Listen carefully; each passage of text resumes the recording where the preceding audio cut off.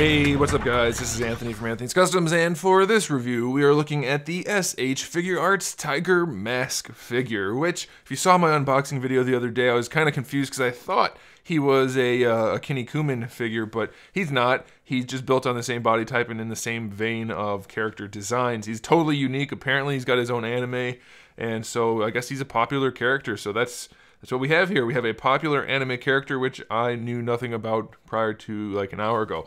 Anyway, it's a kind of cool figure, but it's fairly basic, so let's go ahead and get it off the stand and take a closer look. This guy stands roughly 6.5 inches, just shy of that, which makes him just about 16 centimeters. And of course, you'll be able to adjust that based on how you have him posed, but it should be pretty much within that realm. It should be pretty close. And this guy does use a lot of the same engineering, almost exactly the same engineering as the Kinnikuman figures. I do believe he shares some of the parts, though I haven't gotten them out to compare them directly. I think they're the same, and I think that's okay. So it's not like a big deal either way, because they're supposed to look the same for the most part, so that's okay.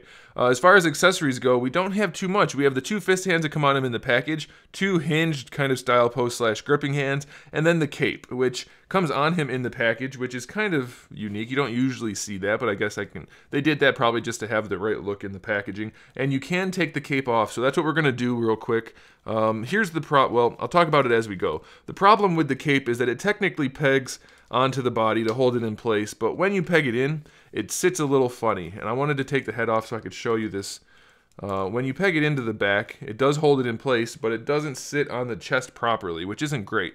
And it's just a really tiny peg, so it ends up becoming loose. And I'm very worried that because it's loose, it's going to end up getting red paint or flesh tone paint transferred one way or another. So you have to be very careful about that. But you can remove the cape, and that way you can pose him, obviously, without his cape on, which is very cool. Now, before we talk about anything else, I do want to mention that the cape is done really well. It's got a really nice kind of flat metallic finish to it, and then the tiger stripes are very, very clean. And then the red paint on the inside is very clean. In fact, I think it's actually red plastic with just the orange paint. But either way, it's done well, except for one little spot right there. But there's that little tiny peg in there. It doesn't really help that much, so be aware of that.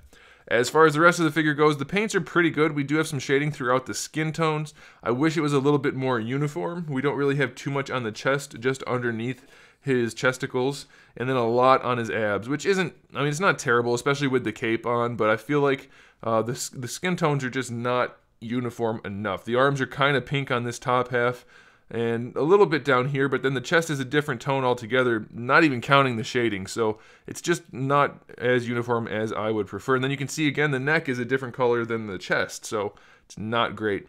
The head, though, is done really well. It's very clean. The paint jobs are just really, really well done, and the sculpt is pretty cool, so I do like that. And then the hair is on the neck, so you can move the head around without that hair getting in the way.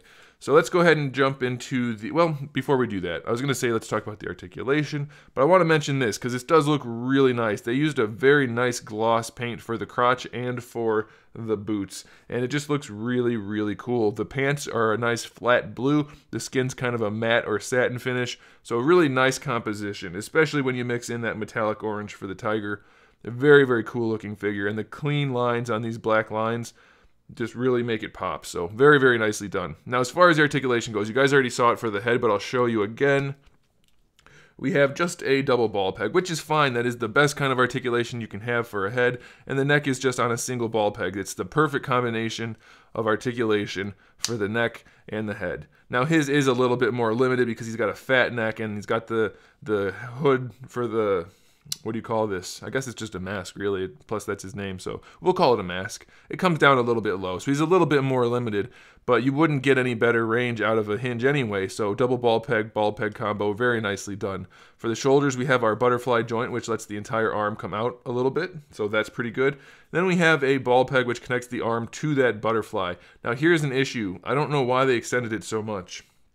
It is very ugly unless you're very cognizant of that while you're posing and you're very careful to hide it. Like right there, you don't see it too much. But if you pose him too much at all, you're going to see that big mechanical gap, and it's very, very ugly. It is functional, though. You can get the arm across the chest very nicely. So there is that. It's borderline Revoltech ugly for the sake of articulation, though, so be aware. As far as the ball hinge, it works just fine, very nicely, so that's good. Full rotation, of course, no issues there. Your bicep swivel is kind of limited just because it's the entire upper arm rotating on that ball hinge. So you're only getting probably 45 degrees of range, so not the best.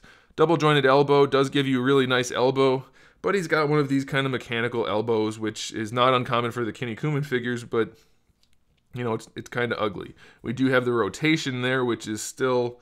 it's curious to me why that exists. It's not a movement that the human body can make, so I don't really get that. But it's there. And then for the wrists, we have a ball hinge, which is a nice big ball hinge, and it gives you really good range and looks pretty good. For the torso, we do have this floating piece, just like on the Ultimate Muscle guys. So nothing special there, but I believe it's a double ball peg in the upper and a single in the lower, but I'm not 100% sure, and I can't take it apart since I don't own this figure. But you get really nice range out of it. It's really no problem at all. You do have to be careful. Sometimes the abs will pop out and go over the crotch. That looks bad, but it might also scratch it, so you want to be extra careful to tuck those in as you're posing it. But you can get really solid range, so that's good. They did a good job with that. For the hips, we have our hinged ball pegs, so you can drop them down if you need to, though it doesn't really help that much, but you get decent range. The dropping it down only helps a little bit when you're doing like a straight kick. Out to the side, it doesn't make that much of a difference, but it's functional enough, and you have your thigh swivel built in right there. Double jointed knee works nicely, but just like the elbow, it's kind of ugly. And we do also, just like the elbow, have a rather curious swivel in there, which just doesn't really serve a purpose. And then lastly, for the ankles, we have our swivel and our hinge, which is making it essentially a ball hinged ankle, which works wonderfully. You get your nice ankle rocker, you get decent range going forward, not the best, but good enough, and then all the range going back. So very, very nicely done overall. A few curious things and some kind of ugly shoulders if you're not careful, but generally speaking, it's a very solid figure, though very basic, so I wouldn't spend a whole lot to get it, but if you do like the character, you probably won't be disappointed. It's definitely good enough, and it's going to look cool standing on a shelf. So there you go, guys. Thanks for watching. Make sure you subscribe to the channel. I have new videos up every single day.